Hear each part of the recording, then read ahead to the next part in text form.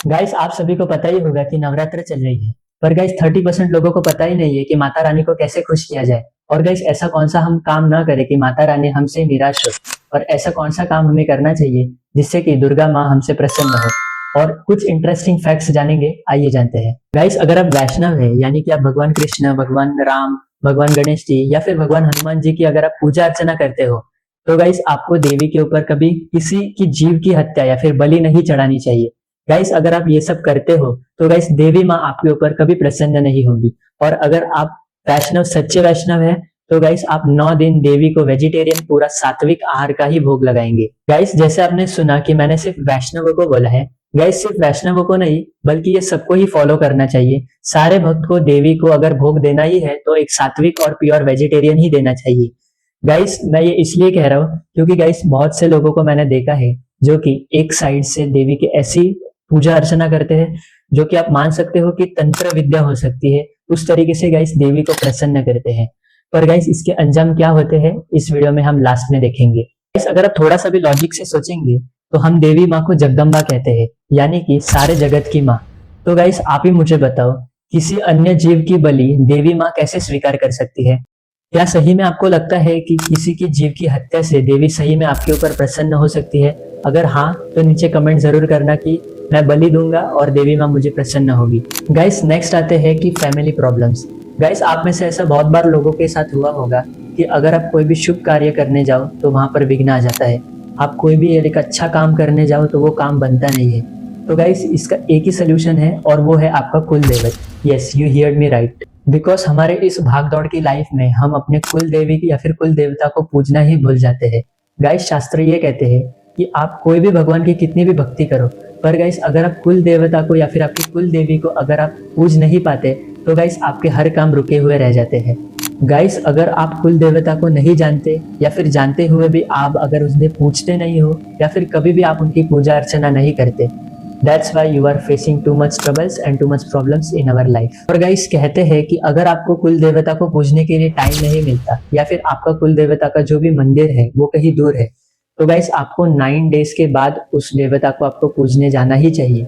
Guys मैं guarantee के साथ कहता हूँ कि अगर आप ये सब कर लोगे तो 99% आपके जो लाइफ में जो भी प्रॉब्लम्स आ रहे थे वो सब रिमूव हो जाएंगे। गाइस कुल देवता को पूजना इसीलिए चाहिए क्योंकि गाइस आज आपके शरीर में जो डीएनए मौजूद है वो सिर्फ उनके वजह से ही सर्कुलेट हो पा रहा है। गाइस हमारे कुल देव ने आपके कुल को हमेशा के लिए बचा के रखा था, आपके कुल की रक्षा की थी, इसीलिए हमें गाइस कुल देवता की पूजा अर्चना करनी चाहिए। सब बात करते हैं कि माँ दुर्गा हमारे लाइफ में इतनी इंपॉर्टेंट क्यों है। सबने ये मंत्र तो सुना ही होगा, सर्व मंगल मांगल्ये शिवे सर्वार्थ साधिके शरण्ये त्र्यंबके गौरी नारायणी नमोस्तुते। गाइस इस मंत्र का डीपली मीनिंग क्या है आइए समझते हैं। वो देवी जो कि सभी प्रकार के मंगल और शुभ कार्य की प्रतीक मानी जाती है, जो सभी पुरुषार्थ के लक्ष्य सिद्धियों को सिद्ध करने वाली है, जो भक्तों को अपनी शरण में लेती है, वो देवी जिसके 3 नेत्र दर्शाते हैं भूत, भविष्य और वर्तमान, वो देवी जो कि लक्ष्मी, सरस्वती और पार्वती को मिलकर एक दुर्गा बन जाती है, और वही देवी जो सब में व्याप्त है और हम अंत में उसे बहुत बढ़िया तरीके से नमन करते हैं। सो गाइस इससे पता चलता है कि देवी माँ का इंटरफेरेंस हमारे लाइफ में कितना इंपॉर्टेंट है। तो गाइस अब जानते हैं कि देवी का इंटरफेरेंस हमारे लाइफ में इतना इंपॉर्टेंट क्यों है। तो गाइस इसे जरा डीपली समझे।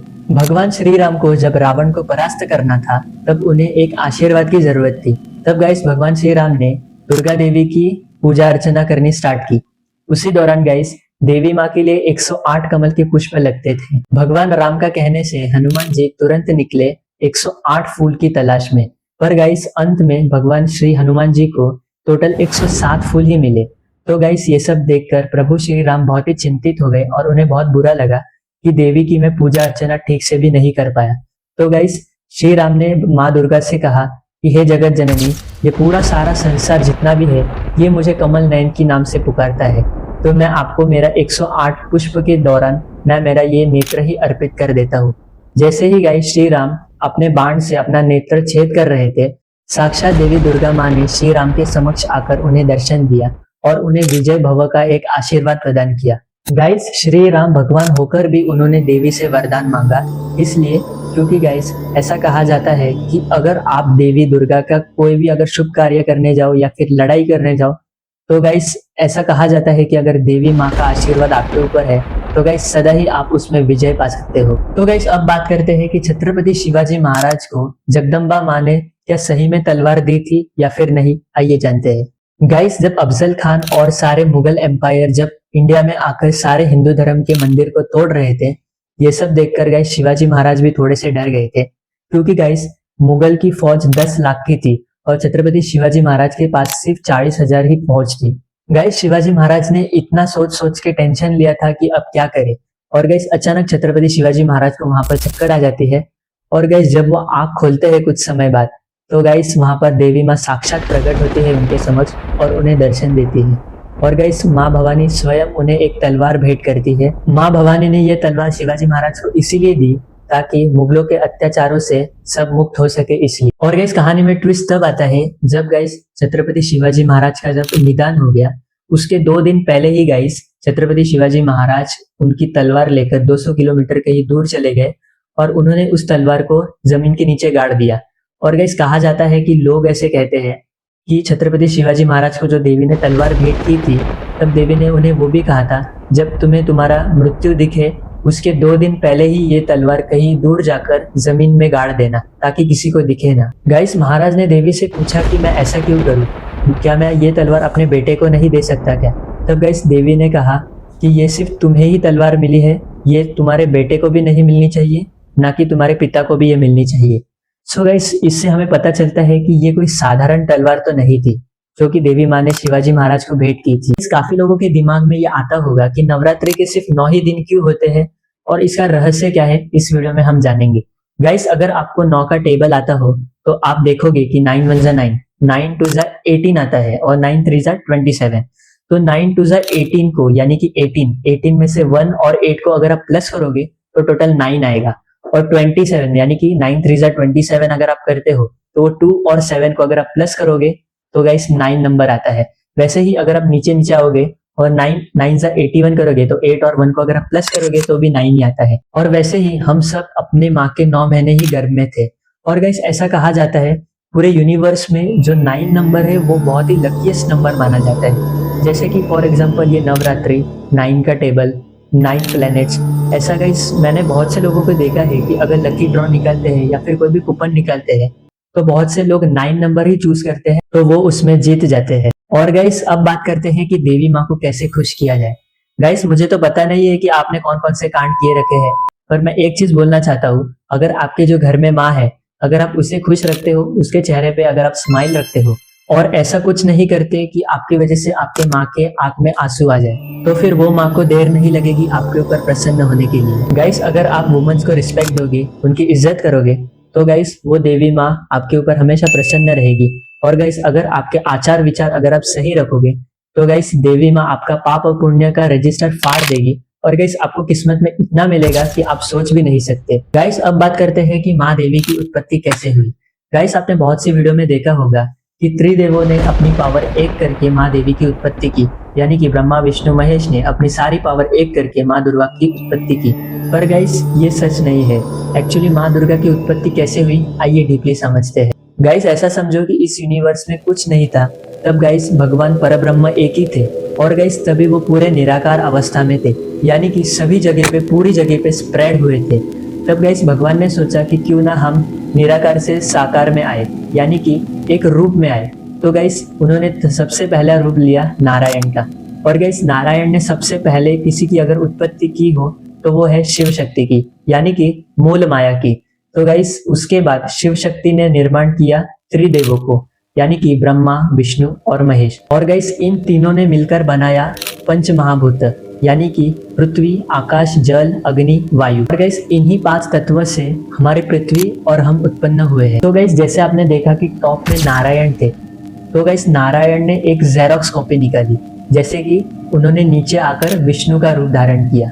और गाइस वैसे ही सदाशिव ने, यानी कि जो नारायण ने शिव शक्ति को निर्माण किया था, वैसे ही सदाशिव ने भी एक जेरोक्स कॉपी निकाली, यानी कि महेश, यानी कि जो ब्रह्मा विष्णु महेश में जो विष्णु और महादेव जो मौजूद है वो यही जेरोक्स कॉपी है। गाइस जब भगवान कृष्ण का जन्म हुआ उससे पहले जो कंस ने एक कन्या को मारा था, गाइस वही कन्या जाकर माँ दुर्गा के फॉर्म में मौजूद हुई और गाइस यही माँ दुर्गा ने भगवान नारायण की हेल्प की थी। गाइस आपको इससे पता चल गया होगा कि जब ये पृथ्वी या फिर ये यूनिवर्स नहीं था तो सबसे पहले एक परब्रह्म मौजूद था, वो भी निराकार अवस्था में मौजूद था, यानी कि पूरे जगह पे स्प्रेड था।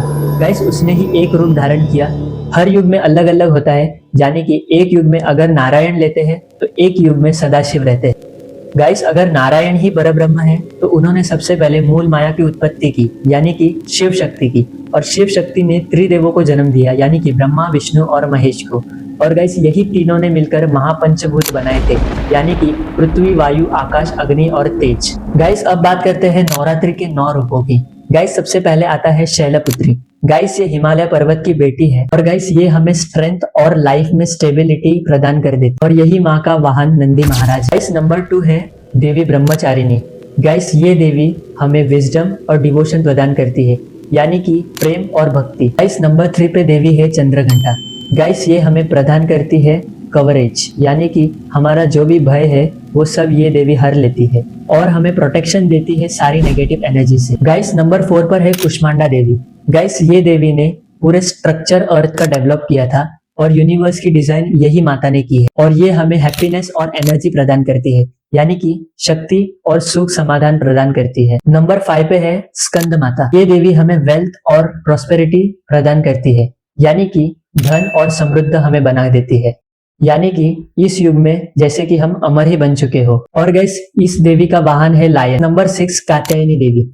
गाइस ये देवी हमारा रिलेशनशिप हमेशा जॉइंट रखा करती है, यानी कि हमारा रिलेशनशिप किसी भी सिचुएशन में टूटे ना, इसका ख्याल ये देवी लेती है। गाइस नंबर 7 पे आती है देवी कालरात्रि। गाइस ये देवी हमें एक ऐसा आशीर्वाद देती है जिससे कि हमारे बॉडी के अंदर या फिर हमारे आसपास कोई भी नेगेटिव एनर्जी, यानी कि नकारात्मक ऊर्जा हमारे बॉडी के अंदर प्रवेश नहीं कर सकती, और कोई भी हमारी नेगेटिव एनर्जी पास नहीं आ सकती। ये देवी का वाहन डोंकी है, यानी कि गधा। नंबर 8 पर है महागौरी। ये गौरी हमें एक शांतता प्रदान करती है, और गाइस एक्चुअली लव का जो मीनिंग क्या है वो ये देवी हमें सिखाती है। नंबर 9 पर है सिद्धिदात्री देवी। गाइस ये देवी के टोटल 10 भुजाएं हैं, और इनमें से ही 9 भुजाएं में इन्होंने टोटल 9 ग्रह को पकड़ के रखा है, यानी कि 9 प्लैनेट्स को इन्होंने पकड़ के रखा है, और इनके 10वें हाथ में इन्होंने आशीर्वाद दिया है हमें। ये देवी हमें सक्सेस और स्पिरिचुअल पावर प्रोवाइड करती है। और गाइस आपको तो पता ही होगा कि सिद्धिदात्री देवी का आसन जो है वो लोटस है। गाइस आप लोग में से बहुत से लोग कमेंट कर रहे थे कि अगर देवी माँ को हम अगर बलि चढ़ा भी दे तो क्या फर्क पड़ता है। गाइस देवी माँ को जगदम्बा कहा जाता है, यानी कि सारे जगत की माता। वो भला अपने जीवों की, यानी कि अपने ही पुत्रों की बलि कैसे स्वीकार कर लेगी। गाइस अगर आपने थोड़ा सा भी अगर लॉजिक से सोचा होगा ना, अगर देवी माँ को हमें अगर बलि ही चढ़ानी है तो हम कौवे की क्यों नहीं बलि चढ़ा सकते। और गाइस अगर आपको बलि देनी ही है तो गाइस आप किसी अन्य पशु पक्षी की क्यों नहीं बलि दे सकते, जैसे कि स्पैरो, क्रो यानी कि कौवा, डियर, इन सभी की भी बलि आप दे सकते हो। पर गाइस ये सब हम नहीं देंगे, क्योंकि गाइस बलि सिर्फ उसी की दी जाती है जो कि हमारे इंसान के खाने लायक हो सकती है। सो गाइस ज्यादा इनसे चक्कर में मत पड़ो, देवी को हमेशा सात्विक और वेजिटेरियन का ही भोग लगाना शुरू कर दो। और जो ये बलि वगैरह दे रहे हैं ना, वो सब अंधकार की शक्तियां हैं, वो एक दिन उन्हें ही समाप्त कर देगी। आपने देखा होगा तो देवी को या फिर भगवान को प्रसन्न करने के 2 मार्ग होते हैं, उसमें से एक सात्विक मार्ग होता है और एक तमोगुणी मार्ग होता है। गाइस तमोगुणी में क्या किया जाता है, जो भी तंत्र मंत्र नकारात्मक ऊर्जा से माँ को प्रसन्न किया जाता है, इसकी बलि उसकी बलि ये सब देकर गाइस कुछ ना कुछ ये तंत्र मंत्र करते हैं और इससे माँ को प्रसन्न करते हैं। पर गाइस एक चीज हमेशा याद रखना, भगवान नारायण ने महालक्ष्मी से कहा था कि जो भी ये तंत्र विद्या करते हैं, अंत में गाइस वही तंत्र मंत्र की जो विद्या है या फिर जो अंधकार की जो शक्ति है, अंत में उसी का ही विनाश कर देती है। जो भी ये तंत्र विद्या कर रहा है, हमेशा सावधान रहना। अगर आप कुछ भी क्रिया वगैरह आप कर रहे हो या फिर कोई भी तंत्र मंत्र आप पढ़ रहे हो, उसमें अगर थोड़ी सी भी अगर आप मिस्टेक कर देते हो तो वो ही नेगेटिव एनर्जी आपको खत्म किए बगैर नहीं चैन से जी सकती। जो जीवों की हत्या करके बलि चढ़ाता है, अंत में उसे इतना कष्ट भोगना पड़ता है ना, यानी कि यम यातना के ही समान उसे इस जीवन में ही बहुत कुछ भोगना पड़ता है। सो नेक्स्ट टाइम इस बात का जरूर ध्यान रहे। बात करते हैं कि देवी माँ को सात्विक तरीके से कैसे पूजे। जैसे गाइस आप रोज दुर्गा सप्तशती अगर आप पढ़ोगे और अच्छे विचार आचरण रखोगे, देवी को सात्विक भोजन दोगे, यानी कि आप भोग लगाओगे सात्विक, वो भी पवित्र और वेज रहना चाहिए, तो गाइस माँ आपके ऊपर बहुत प्रसन्न रहेगी। कोई आपको बलि वगैरह देने की कोई आवश्यकता नहीं है। सो गाइस चलिए रिवाइज करने हैं कि हमने अभी तक क्या क्या सीखा। नंबर 1 बलि, आपको तो पता ही चल गया होगा इस वीडियो में कि बलि देनी है जीवों की या फिर नहीं। और सेकंड इज कुल देवता। गाइस आपकी जो भी कुल देवी या फिर कुल देवता है, उसको आप प्रसन्न कैसे रखें इसके बारे में। नंबर 3, छत्रपति शिवाजी महाराज को तलवार कैसे मिली। और नंबर 4, देवी माँ का एंट्रेंस कब आपकी लाइफ में आता है, जब आपको एक सक्सेस और ग्रो चाहिए लाइफ में। नंबर 5, देवी माँ की उत्पत्ति कैसे हुई, आप सभी को तो पता ही है।